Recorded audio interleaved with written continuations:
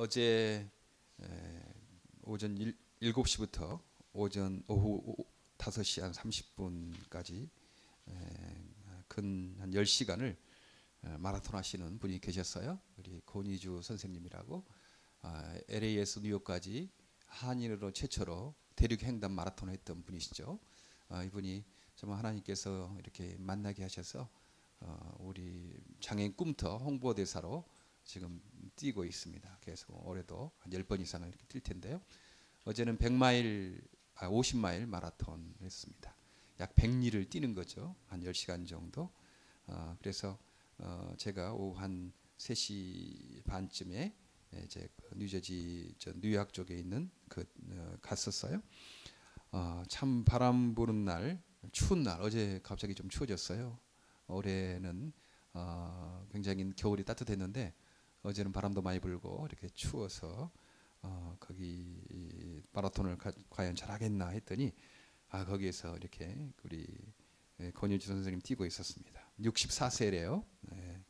그렇게 나이도 드신 분이 100리나 되는 그런 거리를 아침 7시부터 계속 이렇게 뛰고 있었습니다. 이렇게 추운 날 왜 이렇게 뛸까? 만약 걷거나 달리는 것이 거리 이동의 관점에서 생각하면 쓸데없는 일이죠. 이렇게 걷거나 뛰는 게 단지 이쪽에 저쪽으로 이동한다. 뭐 이런 거라면 그냥 뛰겠나? 차 타고 가지. 그리고 무슨 여러 가지 자전거를 타고 가든지 그러면 되지 않겠어요? 그러나 그 건강의 관점에서 이렇게 이동의 관점에서 보면 쓸데없는 일, 이렇게 추운 날 집에 가서 그냥 따뜻하게 그냥 있지 뭐 이렇게 뛰나 쓸데없는 일을 한다 이제 그렇게 생각할 수 있지만 그 건강의 관점에서 보면 참 중요하죠. 이렇게 마라톤을 한다는 게 얼마나 몸을 가볍게 하고 건강하게 합니까?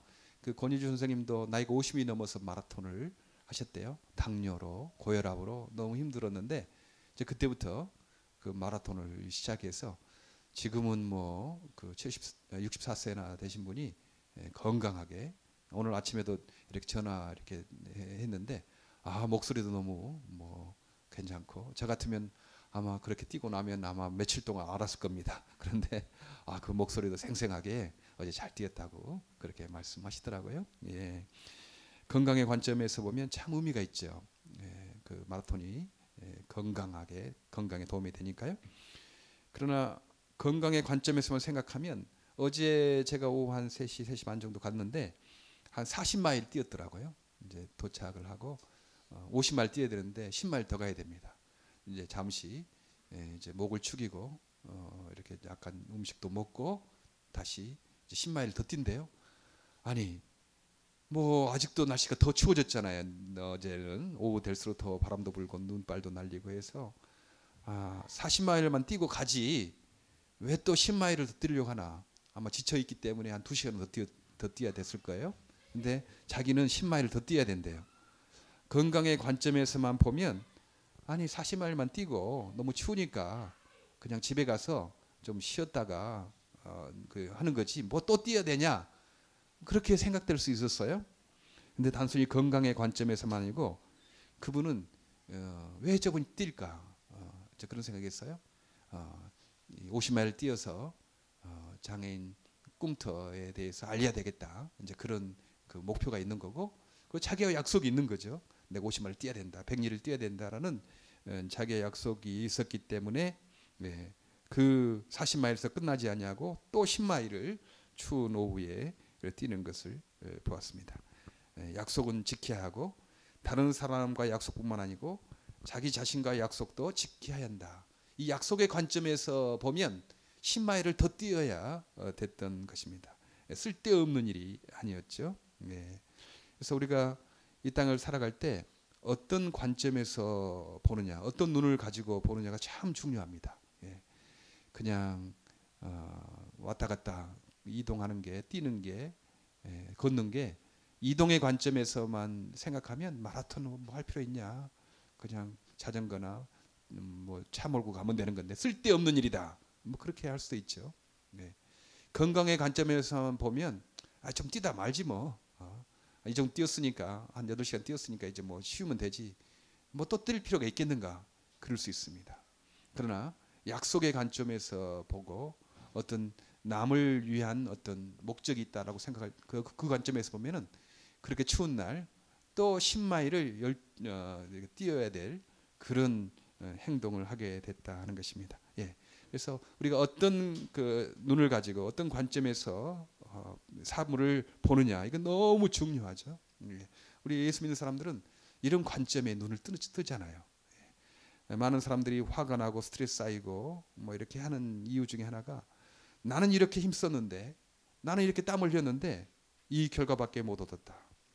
근데 저 사람은 별로 힘쓰지도 않냐고 노력하지도 않고 땀을 흘리지도 않았는데 고생하지도 않았는데 나보다 더 좋은 결과를 가져왔다. 이러니까 화가 나고 막 힘이 들고 스트레스가 쌓인다 하는 것입니다. 예. 정의의 관점에서 보는 거죠. 예. 콩 심은 데 콩 나고 팥 심은 데 팥 난다. 예. 하는 만큼 딴다. 열매를 딴다. 뭐 그런 관점에서만 사물을 생각하면요. 얼마나 힘든 일이 있는지 모릅니다.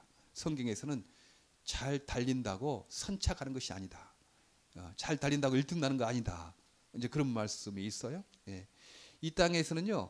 정의의 관점에서 그 법칙이 적용되는 부분도 있지만 인과 응보의 법칙이 적용되는 있지만 그러나 또 은혜의 법칙이 작용될 때도 있습니다.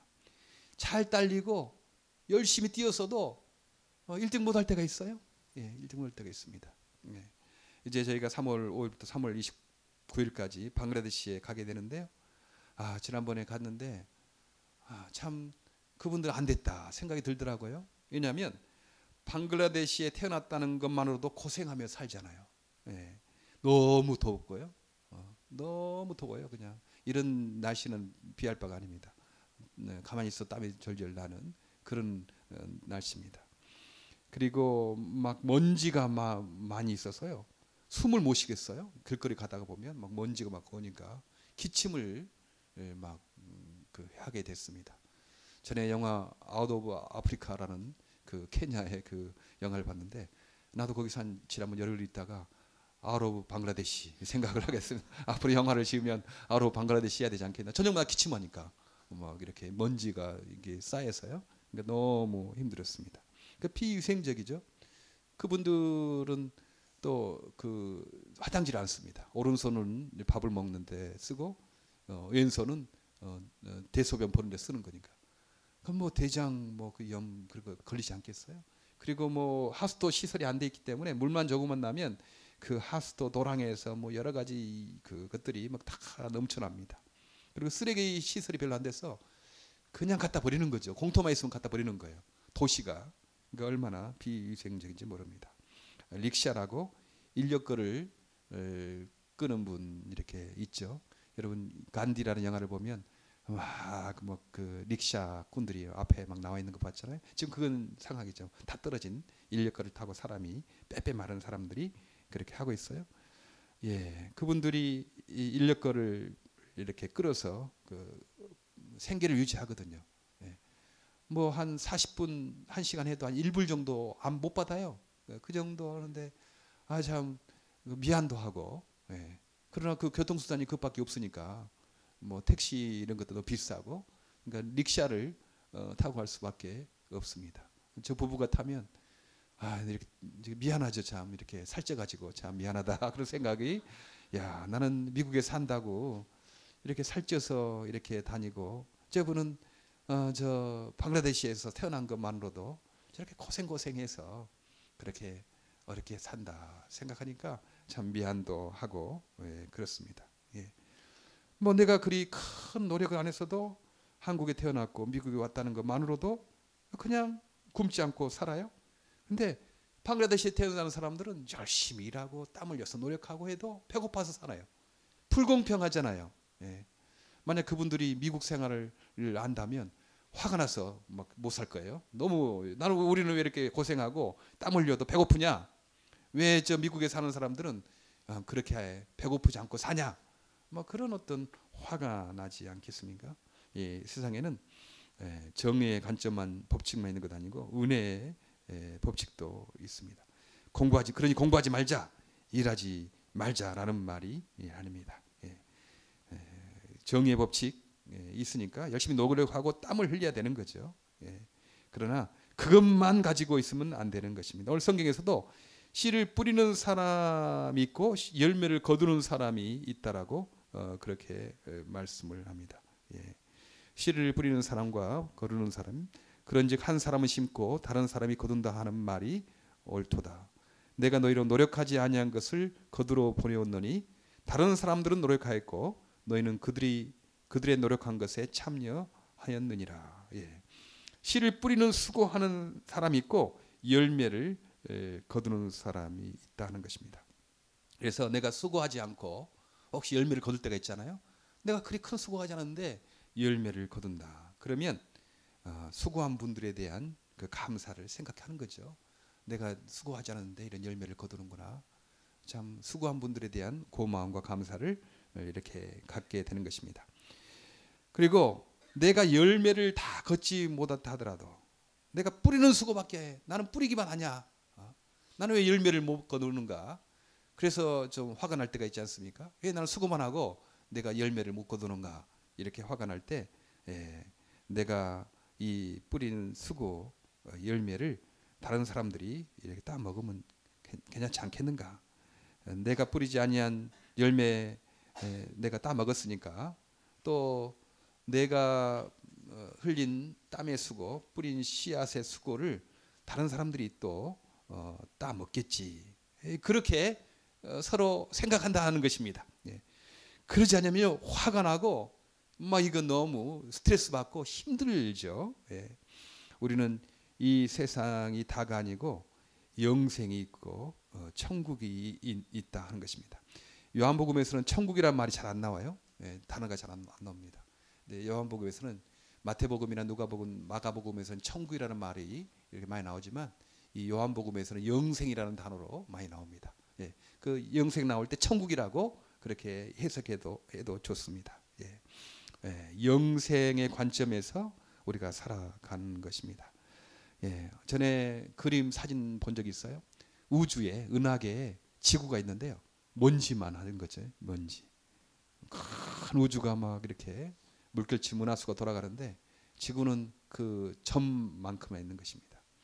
70억 인구 중에 또 그 점만한 인구 중에 또 내가 그게 또 점처럼 그렇게 있는 것입니다. 우리의 닥치는 문제가 큰 것 같아도요. 영생의 관점에서 천국의 관점에서 보면 그리 큰 것이 아니죠. 너무 그냥 가까이 보면 큰 것처럼 보입니다. 너무 가까이 보니까 이 땅에서만의 관점에서 보면 너무 크게 보인다는 것입니다. 그러나 우리가 영생의 관점에서 천국의 관점에서 보면 이 문제가 그리 큰 거 아니에요. 내가 열매를 못 따먹을 수도 있다. 못 따먹을 수도 있다. 그 어떨 때는 내가 뿌리지 않았는데도 내가 따먹었다. 이제 그렇게 우리가 우리 스스로를 생각하고 그런 관점으로 보게 된다 하는 것입니다. 영생이 그거 아니겠어요? 천국이 그거 아니겠습니까? 내가 노력하지 않았죠. 내가 노력하지 않았는데 내가 죄 용서함 받고 의롭다함 받고 하나님의 아들 딸 되고 성령님 모시고 우리가 죽으면 이 땅에서 천국 누릴 뿐만 아니라 죽으면 또 영원한 천국에 들어가는 이 영생이란 것도 우리는 그 선물로 받은 거죠. 우리가 땀을 흘리지 않았어요. 뿌리지 않았어요. 노력하지 않았어요. 예수님 때문에 은혜로 선물로 그렇게 왔다 하는 것입니다. 우리는 이미 값으로 칠 수 없는 영원한 천국을 선물로 받았습니다. 거기는 수고가 있었죠. 그것은 바로 우리 예수님의 그 땀과 눈물이었습니다. 제가 한번 전에 이 은혜를 생각하면서 한번 그 시를 글을 하나 지은 적이 있지 않습니까? 스스로 어른된 아이는 없다. 우리가 다 이렇게 어른이 됐다고 하고 내가 이렇게 했지만 그 뒤에는 깊게 패인 주름살이 있었고 거친 손이 상처투성이 손이 있었던 거죠. 그분들의 수고가 있었기 때문에 지금 내가 있고 우리들이 있는 거 아니겠습니까? 우리가 지금 이렇게 있는 것 우리가 뿌리지 않았어요. 노력하지 않았습니다. 다른 사람들이 뿌리고 다른 사람이 땀을 흘린 것 우리의 열매를 누리고 있는 것이고 또 더 나아가서 우리가 영생을 갖게 된 것도 우리가 십자가에 못 박히고 우리가 노력하고 우리가 땀을 흘려서 온 것이 아니고 예수님 때문에 선물로 그렇게 온 것입니다. 내가 뿌린 열매를 못 거두었다고 너무 속상해하지 이렇게 맙시다. 예. 나는 이미 큰 것을 받았으니까. 예. 너무 현세만 생각하니까 억울하고 갑갑하고 피해 의식이 있습니다. 예. 우리가 예수 믿으면서도 너무 그 현세 이 땅만 생각하는 거죠. 예. 그러니까 억울하고 답답하고 피해 의식이 있습니다. 나는 이렇게 씨를 뿌렸는데, 나는 땀을 흘렸는데, 나는 왜 열매를 이것밖에 못 받는단 말인가. 너무 땅의 것만 생각합니다. 하늘의 것을 자주 생각해야 합니다. 선물로 주신 천국을 하루에 한 번 이상을 좀 생각하는 거죠.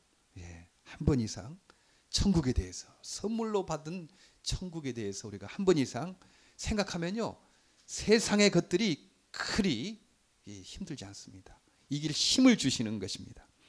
예, 강영우 박사님 어제 신문에 보니까 68세에 소천하셨다고 그렇게 그 신문에 봤습니다.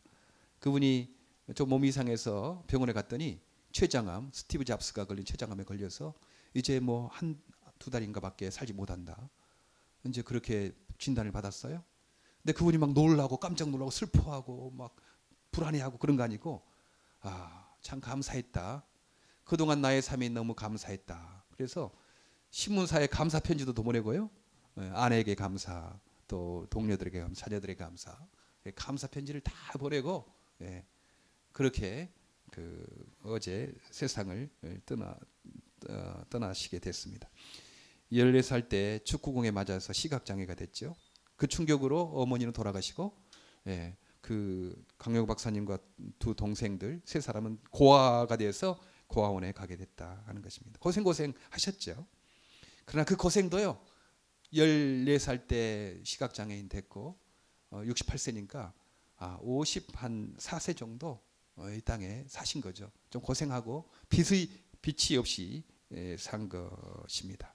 그러나 그분은 육신의 빛은 잃어버렸지만, 땅의 빛을 잃어버렸지만 예수님의 빛을 전하는, 예수님의 빛을 찾는 그런 사람이 되어서 얼마나 많은 시각장애인들에게, 상처 입은 사람들에게 천국에 대해서, 하나님에 대해서 그렇게 많이 알렸는지 몰라요. 그분 한 2년 전에 저희 추수감사절 강사로 이렇게 모셨는데 그분이 하는 말, 그렇게 사람들이 장애임에도 불구하고 어떻게 그렇게 훌륭한 일을 많이 했습니까? 그렇게 말을 한대요. 그때 자기가 말을 고쳐준다고 합니다. 장애임에도 불구하고가 아니고 장애를 통하여 내가 일을 하게 됐습니다. 이 장애가 축복의 도구라 하는 거죠. 통로라 하는 거죠. 그 눈 보이지 않는 것, 빛을 잊어버리는 것, 땅의 관점만 생각했으면 한탄하고 억울해하고 내가 무슨 잘못한 것도 없는데 재수 없이 그렇게 축구공에 맞아서 이렇게 눈 안 보이게 되냐? 나는 무슨 운명을 태어나서 이렇게 되냐? 내가 어떻게 잘못한 것도 없는데 눈이 안 보이게 되냐? 이렇게 막 원망하고 한탄하고 그러지 않았겠어요? 땅의 생각만 했다면, 정의의 관점에서만 봤다면 아마 그분은 화병이 나가지고 자살했을 것입니다. 그렇잖아요. 그런데요, 하나님을 알았고 영생을 알았고 천국을 알았기 때문에 그러지 않았어요. 비록 내가 땅의 눈을 잃었지만 하늘의 빛을 내가 찾았다. 그러면서 많은 사람들에게 하늘의 빛을 전해주는 그런 사람이었습니다. 영혼의 관점에서 보면 현재 별것 아닙니다. 죽음까지도 별것 아닌 거죠. 죽음까지도. 2달 남았다 했더니 막 그렇게 두려워하고 하는 것도 아니고, 이제 삶을 정리할 때가 됐구나. 이제 눈으로 하나님 뵐 때가 됐구나. 지금은 거울로 보는 것처럼 희미하지만 이제 그때가 되면 주님을 눈으로 본다고 했는데, 이제 2달 후면 우리 하나님을, 예수님을, 우리 그리운 친척 친지들을 두 눈으로 볼 수 있겠구나. 그런 소망 있지 않았겠습니까?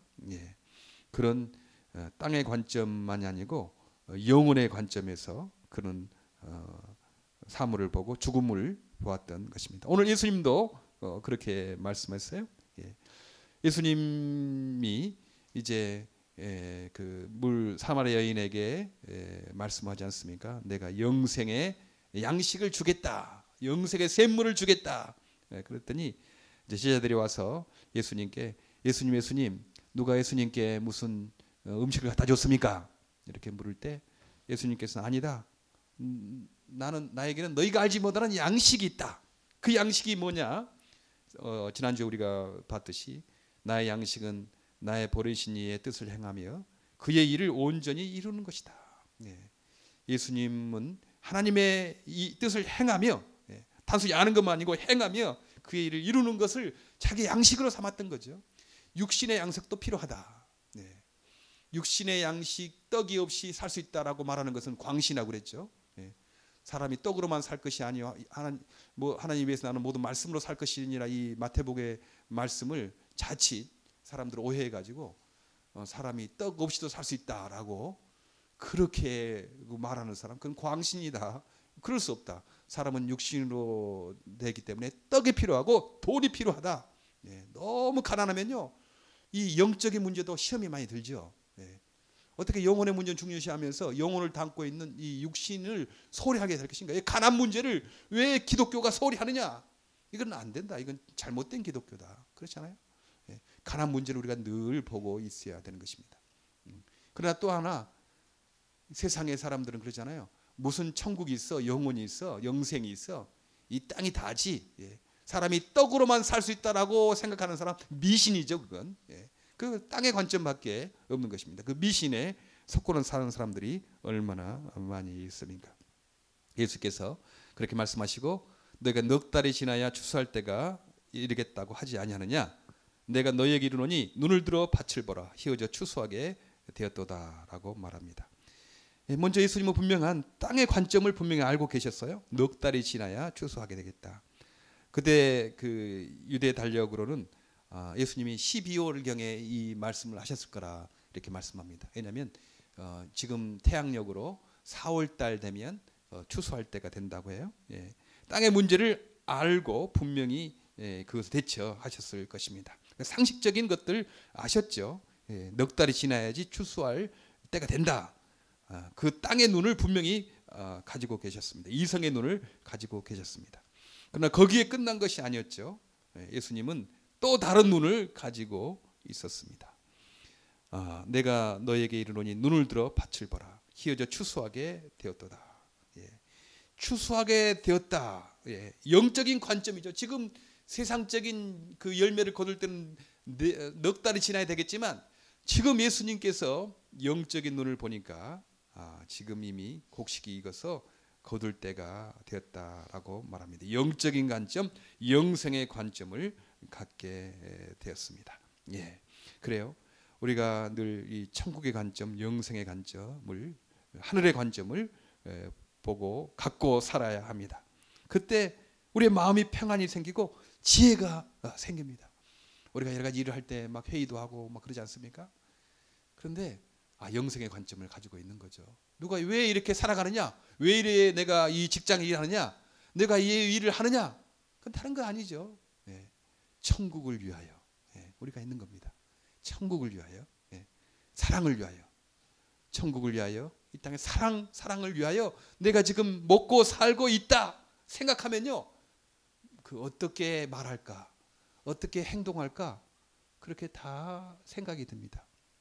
이번 이제 우리 장애인 꿈터위에서 우리 장애인 부모님도 모이고 또 마라토너도 모이고 막 그래 모여요. 그래서 막 이야기를 막 이렇게 해요. 이걸 하자.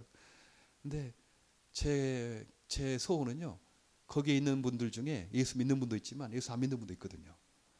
이분들이 이 장애인 꿈터 이렇게 하다가 예수 믿었으면 좋겠다. 영생을 좀 받았으면 좋겠다. 그건 꿈터보다 더 중요하잖아요. 그렇잖아요. 이 꿈터는 뭐 조금 있다가 말 것이지만 영생을 얻는 것은 얼마나 중요한 일이냐. 근데 막 그거 보니까 막 꿈터하기 위해서 막 이렇게 서로 막 말이 좀 험하게 되고 비난하게 되고 공격하게 되고 막 그래요. 아이고, 그거 아닙니다. 우리가 이렇게 하는 거 이거 자체가 중요한 것보다는 우리가 서로 화목하고 속으로는 이분들이 이 꿈터가 이러는 걸 보고 기적이다. 하나님 살아계시는구나. 그걸 좀 경험했으면 좋겠다 하는 그런 마음이 있어요. 그런 마음이 있으니까 분위기가 험하다기보다는 좀 거칠게 공격적인 자기 의견을 막 내고 자기 의견을 관철하려고 해도 속으로 기도하게 되고, 내가 또 말할 때 좀 부드러운 말로 좀 할 수 있는 거죠. 예. 장애인 꿈터가 목적이 아닙니다. 예. 나는 그 일을 통해서 예수 안 믿는 한 사람이라도 좀 예수 믿었으면 좋겠다. 예. 권희주 선생님도 좀 교회 안 다닌 것 같아요. 예. 이분 이렇게 홍보대사 하다가 예수 믿었으면 너무 좋겠어요. 기도해 주시길 바랍니다. 예. 몇몇 장애인 부모님들도 예수 안 믿는 분이 계세요. 근데 이제 뭐 장애인 꿈터 하니까 서로 이렇게 만나게 됐어요. 그래서 그분들도 영생을 얻었으면 좋겠다. 그런 마음이 있는 거죠. 예. 지혜가 생기고 어떻게 이끌어 갈 것인가 이렇게 생각을 하게 되는 것입니다. 그렇죠? 천국이 있는 것, 영생이 있는 것, 그 우리 마음속에 벌써 증거가 되는 것, 성령으로 말미암아 그런 관점에서 살면요, 마음에 평안이 있고 감사가 있고 두려움이 없는 것입니다. 설사 죽음이 온다 하더라도 마음이 평안한 거죠. 그게 성령님께서 천국을 증거하는 것이 아니겠습니까? 네. 중국이 세계 3대 발명품이 종이, 나침판, 화약이 있다고 해요. 종이를 중국에 처음 발견했고요, 화약을 발견했고 나침판을 발견했습니다. 만약 나침판이 없었더라면 지금 우리가 여기에 있지 않을 거예요. 항해가 불가능했을 테니까. 섬이 있으면 섬을 통해서 방향을 잡고 어떻게 가야겠지만 태평양이라든가 대서양이라든가 하면 섬이 없으니까 지금 어디가 어딘지 분간을 못하는 거죠. 특별히 그 비행하는 분들 들으면 나침판이 없으면 깜빡 어디가 하늘이고 어디가 바다인지 구분을 못한다고 합니다. 구분을 못하는 거죠. 하늘도 바다고 바다가 하늘 같고 그러니까 추락하게 된대요. 나침판이 너무 중요합니다. 나침판이 왜 중요하냐? 나침판은 언제나 북극을 향하고 있는 거죠. 어디에 갖다 놔도 자침은 북극을 향하고 있어서 방향을 잘 제시할 수 있다고 합니다. 그래요. 우리 어떤 상황, 어떤 일을 당하든지 천국의 관점, 영생의 관점에서 그 문제를 보면 방향 감각이 생기는 거죠. 어떻게 말할 것인가를 생기게 됩니다. 우리 마음속에 평안이 있게 되는 것입니다. 우리가 땅의 눈만 갖고 사는 것이 아니고 하늘의 눈, 또 다른 눈을 갖고 사시는 여러분 되기를 바랍니다. 예, 어떤 일을 하든 교회에서 단순히 예배 드릴 때 교회 일만 할 때만 그 영생의 관점 가진 것 아니고요. 가정생활 할 때, 직장생활 할 때도 내가 왜 직장생활하냐? 내가 왜 결혼해서 사냐? 내가 왜 그 가정을 이루냐? 다 그 관점도 영생의 관점에서 그것을 보면 해답이 나옵니다. 마음에 평안이 있습니다. 장애의 관점도 마찬가지죠. 이 땅에서만 보면 얼마나 억울해요. 잘못하는 거 없는데 내가 태어날 때부터 시각장애가 태어나고 태어날 때부터 정말 공부를 많이 해도 점수를 얻을 수 없는 그런 입장에 태어났으니까 얼마나 억울합니까? 얼마나 짜증나고 화가 납니까? 그러나 영생의 관점에서 보는 거죠. 내 아들이 내 딸이 비록 그렇게 많이 공부해도 좋은 점수 얻을 수 없지만 이 아들을 통해서 이 딸을 통해서 저 천국을 소개하는 쓰임받는 내 아들 딸이 되지 않겠나 그런 생각하게 되는 것입니다. 내가 혹시 장애가 있고 내가 어떤 큰 아픔을 겪다 하더라도 이 땅의 관점에서 보면 너무 억울하죠. 너무 분합니다. 그러나 영생의 관점에서 보면 내가 지금 다 거두지 못했어도 내가 다 따지 못했어도 영생을 천국을 소개하는 귀한 계기가 되기를 바란다. 그게 될 것이다. 그렇게 믿고 사는 저 여러분 되기를 간절히 바랍니다. 기도하겠습니다.